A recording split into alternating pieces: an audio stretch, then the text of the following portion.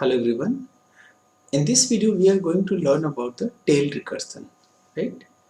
The first thing, what do you mean by tail? As the name suggests, this is tail. Tail means क्या होता है?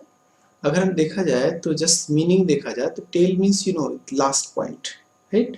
तो similarly यहाँ पर एक recursive call है. ये recursive function है, recursive code है. इस रिकर्सिव में दिस इज टेल रिकर्सन और ये टेल रिकर्सन देखिएगा, यानी कि इस फंक्शन में रिकर्सिव फंक्शन में जो सबसे लास्ट लाइन है हमारा वो रिकर्सिव कॉल है, ठीक है। यानी उसके बाद कोई ऑपरेशंस नहीं होना चाहिए, कोई या तो कोई रिकर्सिव फंक्शन होना चाहिए ना तो कोई स्टेटमेंट एग्जीक्यूट होना चाहिए। तो such type of recursion is known as tail recursion. So according to definition, a recursion is said to be tail recursion if it contains recursive call at very last line. सबसे last line कौन सी है इसकी? ये है tell recursion. तो उसके बाद कोई स्टेटमेंट नहीं होना चाहिए, ठीक है। That is tail recursion, right? Okay, just let me change the colour. Okay, ठीक है। तो this is simple about the tail recursion.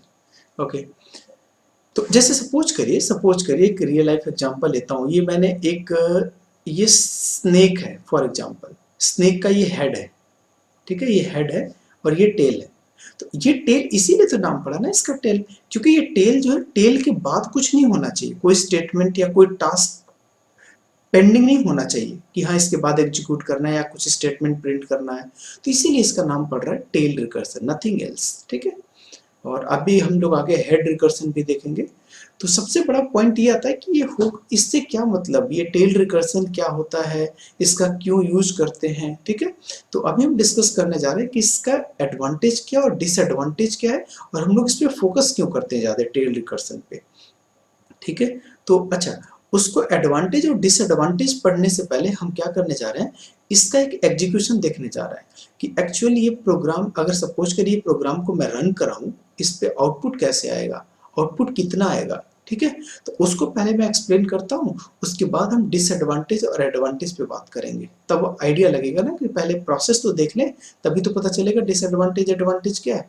तो पहले मैं उस पर काम करने जा रहा हूँ, ठीक है। और चलिए, तो नेक्स्ट में हम देखने जा रहे हैं, ये सपोज करिए यही सेम प्रोग्राम था। इसको हम दो तरह से सॉल्व करेंगे, एक तो हम स्टैक मेथड से सॉल्व करेंगे और दूसरा जो हम ट्री मेथड से सॉल्व करेंगे, ठीक है। तो पहले मैं ट्री मेथड से सॉल्व करने जा रहा हूँ, ठीक है। तो ट्राई टू अंडरस्टैंड। अच्छा, इस फंक्शन का नाम है टेल रिकर्सन, तो हम शॉर्ट में लिखने जा रहे हैं T R, try to understand, क्योंकि कई बार मुझे लिखना पड़ेगा इसको तो टाइम लग जाएगा। तो टी आर मतलब टेल रिकर्सन मान लीजिएगा। हमने इसके अंदर 5 एक आर्गुमेंट दिया 5। जब इसके अंदर ये 5 आया, very important, try to understand, कई बार एग्जाम में आते हैं कंपटीशन एग्जाम्स में, what should be the output of this recursive code. तो ये ट्रेसिंग बहुत इंपॉर्टेंट है, तो ध्यान दीजिएगा। 5 इनपुट दिया, तो 5 में 5 is less than 0 condition false, else part में आएगा। एल्स पार्ट में आने के बाद ये क्या बोल रहा है, पहले प्रिंट कराइए। तो हमने सिंपल इसको ये प्रिंट करा दिया, इट मीन्स ये प्रिंट ऑफ हो गया, ठीक। दूसरा लाइन, ये फर्स्ट लाइन हो गया। सेकेंड लाइन बोल रहा है एक फिर again function is going to call, इसका नाम है T R, but argument change हो गया, डिफरेंट आर्गुमेंट क्या हो गया, 4 हो गया, n-1 मीन्स 4। अब ये 4 ऊपर जाएगा, अब यहाँ पे 4 आ गया। 4 is calling, 4 is less then और equal to 0 condition false. Else part में आते ही ये क्या हो जाएगा, यहाँ पे 4 हो जाएगा, 4 प्रिंट करेगा। और नेक्स्ट टाइम फिर again function is going to call for the tr3, 3 के लिए अगेन 3r ऊपर जाएगा, यहाँ पे 3 गया, 3 पे कंडीशन फॉल्स। अब क्या प्रिंट करेगा, ये मेरा प्रिंट कर दिया 3, और फिर एक फंक्शन कॉल हुआ दैट इज tr2, ठीक। अभी मैं इसको रन कराएंगे प्रोग्राम को भी। हाँ, फिर अब tr2 कॉल हुआ, यहाँ पे tr2 condition false. Now first statement क्या है, प्रिंट, तो प्रिंट हमने कर दिया 2, और नेक्स्ट स्टेटमेंट क्या है, tr1 sorry, n-1 means 1। Again 1 ऊपर गया, ऊपर फंक्शन कॉल हुआ, फिर 1 आया, कंडीशन फॉल्स। ये क्या बोल रहे हैं, यहाँ पे प्रिंट करिए 1, और ये tr1 - 1 means 0। Now listen, tr0, it means this is 0। जैसे 0 आया इधर रास्ते से, 0 इज लेस देन और इक्वल टू 0 कंडीशन ट्रू, और कंडीशन ट्रू होने का मतलब सुनिएगा बहुत इंपॉर्टेंट है, अभी स्टैक में हम जब डिस्कस करेंगे तो और क्लियर हो जाएगा आपको। इसका मतलब ये फंक्शन अब कॉल नहीं होगा और सीधे ये रिटर्न नहीं करेगा, अब यहीं पे स्टॉप हो गया। It mean this is the termination condition. एक तरह से देखा जाए तो इस रिकर्सिव कोड का ये टर्मिनेशन कंडीशन है। तो हमने टर्मिनेट हो गया ये फंक्शन। अब आइए, अब इसका एक्चुअल आउटपुट कैसे आएगा। तो एक्चुअल आउटपुट जो आएगा वो हम इधर से चलते हैं, ये अभी मैं इस साइड चल रहा हूँ, इसको बोलते हैं इन ऑर्डर। तो अभी हम लोग बाद में पढ़ेंगे। तो इन ऑर्डर मीन्स इस साइड से चलना शुरू करेंगे। इसको मैं कलर चेंज करूँ थोड़ा सा और अच्छा लगेगा, रेड कर देता हूँ यहाँ पे। तो इसमें क्या है, हम यहाँ से स्टार्ट करेंगे चलना, यहाँ से ऐसे फर्स्ट में जो मिला यानी फर्स्ट है ये, अभी बाद में मैं बात करूंगा इन ऑर्डर प्री ऑर्डर कैसे। ये फर्स्ट में मिला 5, तो ये हो गया 5, पहले तो 5 प्रिंट कर देगा, ये मेरा 5 हो गया। नेक्स्ट टाइम ये मिला उसके 4, तो ये 4 प्रिंट कर देगा। नेक्स्ट टाइम मिला ये इधर से रास्ते से आएगा, ये मिला 3, तो ये 3 प्रिंट कर देगा, राइट। फिर अगेन इस रास्ते से आया 2 मिला तो 2 प्रिंट कर देगा। नेक्स्ट इधर से रास्ते से 1 मिला तो 1 प्रिंट कर देगा, और उसके बाद ये ब्लॉक हो गया। अब उसके बाद कोई भी स्टेटमेंट प्रिंट नहीं हो रहा है, कोई भी प्रिंट नहीं हो रहा है, तो ये आके अपना सीधे यहीं पे आ जाएगा, राइट। तो सिंपल इसका आउटपुट जो आएगा वो आएगा 5 4 3 2 1, राइट। अच्छा, इसको मैं स्टैक से सॉल्व करता हूँ। स्टैक से सॉल्व कैसे करते हैं? अच्छा, ये बहुत अच्छा क्वेश्चन है, कभी कभी पूछा जाता है, write a recursive code to print the first natural number in reverse order. तो रिवर्स ऑर्डर के लिए सिंपल आप ऐसे लिख सकते हैं 5 4 3 2 1, एन कुछ भी दे दीजिए, रिवर्स ऑर्डर प्रिंट करेगा। चलिए कम टू द स्टैक के थ्रू सॉल्व करते हैं। कलर चेंज कर दो, हाँ। तो देखिएगा इसमें, देखिएगा ये हमने एक स्टैक बनाया, क्योंकि एक्चुअली स्टैक का एप्लीकेशन भी तो है ना रिकर्सन। सबसे पहले एक मेन फंक्शन अंदर आता है स्टैक के अंदर, यू नो ऑलरेडी, ठीक है। मेन फंक्शन कॉल हुआ, मेन जब इसके अंदर आया, मेन जो मेन कॉल हुआ, फिर tr5 कॉल होगा, तो ये tr5 कॉल हो गया, ठीक है। अभी पता चलेगा आपको एडवांटेज और डिसएडवांटेज भी पता चलेगा, देखिएगा इसको क्वेश्चन करने के बाद। नाउ tr5 कॉल हुआ, tr5 जब कॉल हुआ तो इधर आया tr5, कंडीशन फॉल्स। अभी tr5 सुनिएगा ध्यान से, tr5 जब इधर आया तो फर्स्ट में 5 को प्रिंट कर देगा, ये फर्स्ट 5 प्रिंट हुआ। अगेन एक फंक्शन और कॉल हुआ जिसका नाम है tr4, tr4 again tr4 call होगा, tr4 यहाँ से आते आते पहले तो 4 प्रिंट करेगा और फिर एक और फंक्शन कॉल करेगा जिसका नाम है tr3। देखिएगा स्टैक की साइज बढ़ती जा रही है। फिर 3 हुआ, ये 3 पे कंडीशन फॉल्स, फिर ये अकॉर्डिंग टू दिस स्टेटमेंट ये 3 प्रिंट कर देगा, और फिर टेल रिकर्सन एक और फंक्शन को कॉल करेगा that is tr2, right, okay. tr2 फिर ऊपर 2 गया, 2 पे कंडीशन फॉल्स हो गया, फॉल्स होने के बाद फिर ये स्टेटमेंट 2 प्रिंट कर देगा, और tr2 माइनस 1 मीन्स 1, अगेन एक फंक्शन स्टैक की साइज बढ़ गई, 1 हो गया, राइट। अब सुनिएगा, जैसे 1 हुआ, 1 पे कॉल हुआ, condition true, now listen carefully, print 1, तो ये 1 प्रिंट करके एक और फंक्शन कॉल कराएगा अपने आप को, यहाँ पे हो जाएगा tr0। जैसे सुनिएगा ध्यान से, जैसे tr0 ऊपर आया, ये 0 आ गया, अंदर आया, tr0 में सीधे रिटर्न करेगा। अब सुनिएगा बहुत इंपॉर्टेंट लाइन, इंटरेस्टिंग ऑल्सो, जैसे ही रिटर्न करना शुरू करेगा, सुनिएगा ध्यान से, ये रिटर्न करेगा कहाँ जाएगा, जहां से कॉल हुआ था, तो ये आ जाएगा सीधे 1 पे आ गया, राइट, 1 पे आ गया। 1 के बाद कहाँ आ गया, 2 पे आ गया, 2 से, अच्छा ये बताइए, जब tr0 से 1 पे आ रहा है, उसके बाद तो कोई इसका टास्क नहीं बचा हुआ, कोई भी स्टेटमेंट एग्जीक्यूट नहीं करना है, तो ये एक तरह से देखा जाए अननेसेसरी आ रहा है, ये अननेसेसरी, अभी बात करूंगा अभी एडवांटेज डिसएडवांटेज में। इसका मतलब tr0 से लेकर tr1 पे आने की क्या जरूरत है उसको, tr1 पे आके करेगा क्या, क्योंकि वो तो स्टेटमेंट कुछ बचा ही नहीं है tr1 के बाद, यहाँ पे कुछ तो है ही नहीं, तो अननेसेसरी आने का क्या फायदा उसको। तो अगर मैं टेल रिकर्सन की बात करूँ तो टेल रिकर्सन सीधे उठ के यहाँ पे आ जाना चाहिए, उसको सीधे मेन फंक्शन के पास आ जाना चाहिए। क्यों, क्योंकि इसका के बाद तो कोई ऑपरेशन है ही नहीं।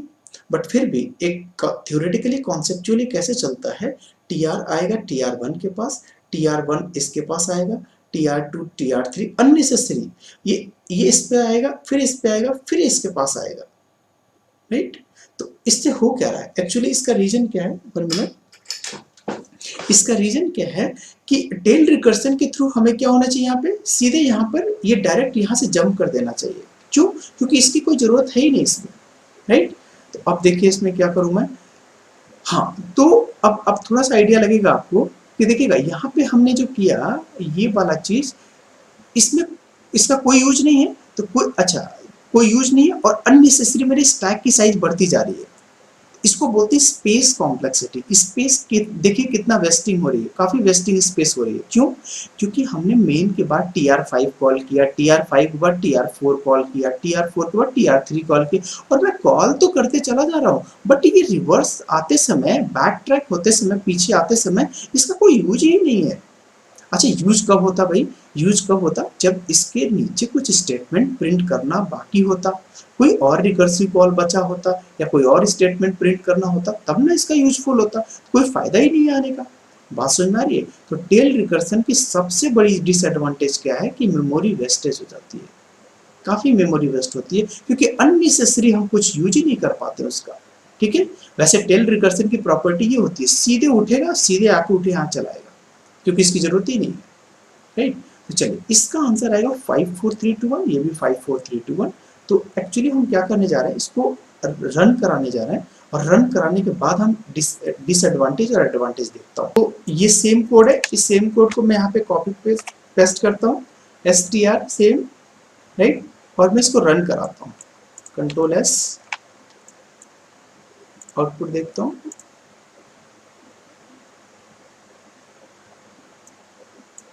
आउटपुट आना चाहिए 54321। क्या हुआ?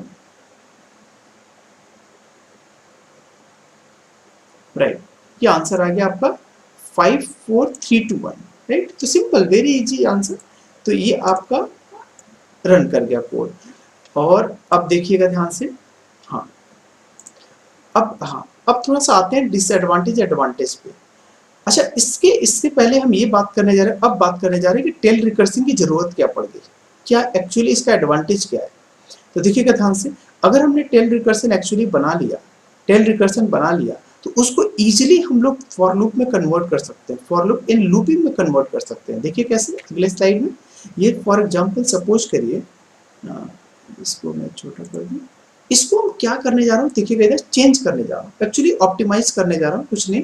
ये जो n is less than or equal to 0 है, रिटर्न करने से अच्छा हम सीधे एक इसको लाइन को हटाकर हम सीधे लिख सकते हैं n is greater than equal to 0, right. इससे क्या होगा, डेफिनेटली n इज, ये वाला लूप, ये वाला रिकर्सिव कोड, ये वाला स्टेटमेंट तब तक चलेगा जब तक कि n is greater than equal to 0, greater than 0 होगा। और जैसे n is less than or equal to 0 हो जाएगा, तो डेफिनेटली वो रिटर्न कर जाएगा। भाई फंक्शन जहां से कॉल हुआ है वो तो रिटर्न कर ही जाएगा, जब कोई मैच नहीं करेगा तो। ठीक है, तो हम इसको ऑप्टिमाइज कर दिए कोड को। इसका रीजन क्या है, क्यों ऑप्टिमाइज किए, ध्यान दीजिएगा इधर। तो यहाँ पे टेल रिकर्सन का एडवांटेज सबसे क्या है कि हम उसको डायरेक्टली कोडिंग लूप में कन्वर्ट कर सकते हैं। और आपको पता है कि लूप में कन्वर्ट करना और इसमें लूप रिकर्सन में रखने में डिफरेंस क्या है, ध्यान दीजिएगा। पहले कन्वर्ट देखिए कैसे हो रहा है, ये आपने देख लिया। अभी मैं इसको रन करके देख सकता हूँ प्रोग्राम को, इस सेम आउटपुट आएगा, इसका भी आएगा n is greater than equal to 0 पे। ये मेरा टेल रिकर्सन था, इस टेल रिकर्सन को सीधे मैंने व्हाइल लूप में कन्वर्ट किया। तो देखिएगा, if n is greater than 0 हमने यहाँ लिख दिया, प्रिंटफ हमने यहाँ लिख दिया, और n-1 की जगह n कर दिया। और कोई चेंजेस दिख रहा है आपको? नहीं। तो इसका मतलब ये हुआ कि एक टेल रिकर्सन के प्रोग्राम को हम डायरेक्टली इजीली हम कन्वर्ट कर सकते हैं, किसमें, लूप में कन्वर्ट कर सकते हैं। ठीक है। अब आइए रिकर्सन में क्या हो, रिकर्सन की प्रॉब्लम ये है ना कि जब भी रिकर्सन जब कॉल होता है, रिकर्सन जब एग्जीक्यूट होता है, तो उसमें जितने फंक्शंस होते हैं हर फंक्शन के लिए एक्टिवेशन रिकॉर्ड बनता है। वो हम डिस्कस करेंगे। जैसे स्टैक के अंदर ये जो हमारा कुछ नहीं है, सिंपली स्टैक के अंदर ये जो बन रहा है ना एक एक करके, वो एक्टिवेशन रिकॉर्ड है। तो हर फंक्शन के लिए एक एक एक्टिवेशन रिकॉर्ड बनता है। ठीक है। अब बताइए, अब अगर मैं कंपाइलर की बात करूं, कंपाइलर के रेस्पेक्ट में, तो एक हेडर का काम है कि हर बार एक्टिवेशन रिकॉर्ड को मेंटेन करना। ठीक है, मेंटेन करना, उसके बारे में कई सारे डिटेल रखना। उससे अच्छा क्यों ना करो कि मैं स्टैक का कॉन्सेप्ट हटा दूं। ये जो ये हेडक है, एडिशनल जो हेडक है, उसको मैं हटा के सीधे लूप में रख सकता हूँ। तो कंपाइलर इस काम को कर सकता है। कंपाइलर क्या करेगा, इस टेल रिकर्सन को कन्वर्ट कर सकता है सीधे व्हाइल लूप में।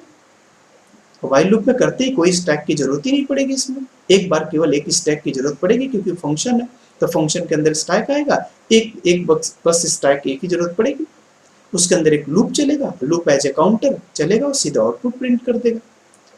तो एक एडवांटेज ये है कि टेल रिकर्सन का कि हम लोग क्या कर सकते हैं, इजिली कन्वर्ट कर सकते हैं, एक लूप वाले कोड में इटरेटिव कोड में कन्वर्ट कर सकते हैं। बात समझ में आ रही है? अच्छा, दूसरी बात, अब डिसएडवांटेज क्या है इसका? सबसे बड़ा डिसएडवांटेज आपने देखा कि wasting of unnecessary lots of stack space. अभी आपने देखा था इसमें जब हम लोगों ने इसको प्रोग्राम को रन कराया था, ये इसको एग्जीक्यूट किया था, तो क्या हुआ था, इसमें अननेसेसरी स्टैक क्रिएट हो रहा है, अननेसेसरी स्टैक की स्टैक फ्रेम जिसको बोल, यहाँ पे स्टैक फ्रेम बोल सकते हैं, स्टैक स्पेस बोल सकते हैं, एक्टिवेशन रिकॉर्ड बोल सकते हैं। तो ये एक्टिवेशन रिकॉर्ड अननेसेसरी एलोकेट हो रहा है जिसका कोई फायदा ही नहीं है। क्यों नहीं फायदा है? क्योंकि हमारे टेल रिकर्सन के बाद तो कोई स्टेटमेंट होती ही नहीं है। और जब होती नहीं तो बनने से फायदा क्या? इससे अच्छा तो मैं लूप में चला दूं, लूप में चला के मैं प्रिंट ऑफ स्टेटमेंट से प्रिंट करा लूं, माइनस माइनस करता रहूं। बात समझ में आ रही है? तो इससे क्या हुआ, एक एडवांटेज है, ये हमारे पास इस टेल रिकर्सन का डिसएडवांटेज है कि unnecessary wasting of lots of space, right? तो ये हो गया। नाउ अब आइए, अब ये हो गया बाकी, अब आइए कुछ हाँ क्वेश्चन हम पूछना चाहता हूँ आपसे, थोड़ा सा रिफ्रेश करिए। इस factorial program is tail recursive? क्या मैं एक फैक्टोरियल रिकर्सन प्रोग्राम को, इसको मैं टेल रिकर्सन बोल सकता हूँ? एक मिनट के लिए सोचिए, वीडियो पॉज करिए और सोचिए कि क्या ये फैक्टोरियल टेल रिकर्सिव है कि नहीं है। ओके, चलिए आपने सोच लिया होगा। तो हाँ, देखिएगा इधर, अब सुनिएगा ध्यान से। इस केस में एक्चुअली होता क्या है, फैक्टोरियल वैसे देखने में तो लग रहा है कि टेल रिकर्सन है, क्यों भाई? क्योंकि फैक्टोरियल का प्रोग्राम है, फैक्टोरियल का फंक्शन है, ये भी फैक्टोरियल है, लास्ट में कॉल हो रहा है, इसके नीचे कोई स्टेटमेंट नहीं है, तो इसलिए टेल रिकर्सन है। But not, this is not a tail recursion. क्यों? क्यों? उसका रीजन सुनिएगा। फैक्टोरियल सबसे पहले तो फैक्टोरियल चलेगा, उसके बाद जो कुछ भी इसका रिजल्ट आता है वो मल्टीप्लाई एन में होता है, यानी उसके बाद ये जो बाद वाली चीज आ गई ना, वही टेल रिकर्सन को फेल कर देगा। इसका मतलब सबसे पहले फैक्टोरियल फंक्शन कॉल होगा और जो भी इससे रिटर्न होगा वो रिटर्न तो मल्टीप्लाई होता है ना एन में, यू नो ऑलरेडी। चलिए, अगर आपको ये नहीं क्लियर हो रहा तो अभी हमने एक और कोड बनाया करस्पॉन्डिंग इसी का कोड। अब इसको देख के तो आप बिल्कुल ही कहेंगे, ये देखिए ये कौन सा कोड, ये देखा आपको, इसके करस्पॉन्डिंग कोड हमने ये लिखा है, ये सेम कोड है, आउटपुट सेम आएगा, n इज इक्वल टू 0। यहाँ पे हमने क्या किया है, फैक्टोरियल n माइनस 1 को x के अंदर स्टोर किया है और इस x की मल्टीप्लाई n में किया है। अब इसको आप देख के तो कभी बोल ही नहीं सकते कि ये टेल रिकर्सन है, ये टेल रिकर्सन नहीं है। क्यों नहीं है? क्योंकि ये जो लास्ट रिकर्सिव कॉल हो रहा है उसके बाद भी मेरे पास कुछ स्टेटमेंट हैं जो कि मुझे एग्जीक्यूट करने पड़ रहे हैं। इसका मतलब this is not a tail recursion. Got my point? Right, some time question में भी आस्क, राइट? ओके, तो ये क्वेश्चन हो गया क्योंकि टेल रिकर्सन नहीं है ये। नाउ एक और क्वेश्चन, यहाँ आंसर इज नो। एक और क्वेश्चन, ये बताइए क्या ये टेल रिकर्सन है? ये कोड सोच के बताइएगा, इज दिस टेल रिकर्सिव? फिर वीडियो पॉज करिए एक मिनट के लिए और सोचिए कि क्या ये टेल रिकर्सन है? चलो ओके, नाउ सुनिएगा ध्यान से, ये इसको बोलते हैं ये टेल रिकर्सन नहीं है। अच्छा, इसका बाउंड्री बंद हुआ है नीचे, मैं हटा दूं अपना वीडियो, सिंपल कुछ भी ले लीजिए, ऐसे हटा दिया। हाँ, इसका बाउंड्री बंद हुआ है यहाँ पे, ये नहीं कि ऐसा नहीं बंद हुआ, ये बंद हुआ इसका, ये बंद हुआ, ये टेल रिकर्सन नहीं है। रीजन क्या है? सुनिएगा ध्यान से। ये जो है, हमने जो फर्स्ट जो हमने टेल रिकर्सन की डेफिनेशन बनाई थी, कहा गया ये, हाँ, ये जो स्नेक का एग्जांपल लिया था, सांप का एग्जांपल लिया था, तो ये हेड था और ये टेल था। अब ये बताइए, टेल रिकर्सन का मतलब वही टेल रिकर्सन ये होता है कि उस पूंछ एक ही होती है, पूंछ मतलब टेल एक ही होगा। ऐसा मत करिएगा कि कोई एक यहाँ भी आपका रिकर्सिव कॉल शुरू हो जाए, इसका मतलब यहाँ पर अगर कोई रिकर्सिव कॉल आ गया, इसका मतलब this is not a tail recursion. इस स्नेक का तो पूंछ एक ही होगा ना, सबसे लास्ट में ही होगा। ऐसा तो नहीं यहाँ से भी पूंछ आ जाएगा, यहाँ से भी पूंछ आ जाएगा, यहाँ से भी पूंछ आ जाएगा। तो याद रखिएगा, बड़ा इंपॉर्टेंट क्वेश्चन है ये, है ना। ये जो है, ये this is not a tail recursion. क्यों? क्योंकि ये लास्ट में अगर ये नहीं होता, अगर ये लाइन नहीं होता, तब तो ये टेल रिकर्सन है। बट ये भी आ गया, इसका मतलब एक और पूंछ बनने की ट्राई हो रही है इसमें। ये मेरा स्नेक था ये, ऐसे। तो याद रखिएगा, this is not a tail recursion. Tail recursion में हमेशा लास्ट रिकर्सिव कॉल जो होता है, उस रिकर्सन का लास्ट स्टेटमेंट रिकर्सिव कॉल होना चाहिए, और उसके बाद कोई स्टेटमेंट नहीं होना चाहिए। तो अगर मैं दूसरे वे से सोचूं कि ये रिकर्सन हो गया, ये भी तो रिकर्सन है, तो ये तो मैं मान के चल रहा हूँ यही टेल है, तो टेल के बाद ये क्या आ गया, ये तो नहीं आना चाहिए। इसका मतलब इस रीजन से बोल सकता हूँ। एक तो रीजन ये हो गया कि इसके बाद स्टेटमेंट आ गया, इसका मतलब ये टेल रिकर्सन नहीं हुआ। दूसरा रीजन क्या होगा कि एक लास्ट स्टेटमेंट के ऊपर कोई और रिकर्सिव कॉल नहीं होना चाहिए, मतलब सेम रिकर्सन जो फंक्शन होना चाहिए सेम नहीं होना चाहिए। तो इसका मतलब this is also not a tail recursion. इस बात को याद रखिएगा। Okay, right. हाँ, होप आगे और भी कुछ है? नहीं, इसका हाँ, yes, so this is also not, no, answer is no, this is not a no recursion, right? So this is about the tail recursion, that's very easy. So hope this tail recursion is clear to you, right? तो ये आपका हो गया। Anything else? चलिए, तो चलिए next हम किस कौन सा टॉपिक बच रहा है? Next is head recursion. तो हेड रिकर्सन हम आगे देखते हैं। ओके।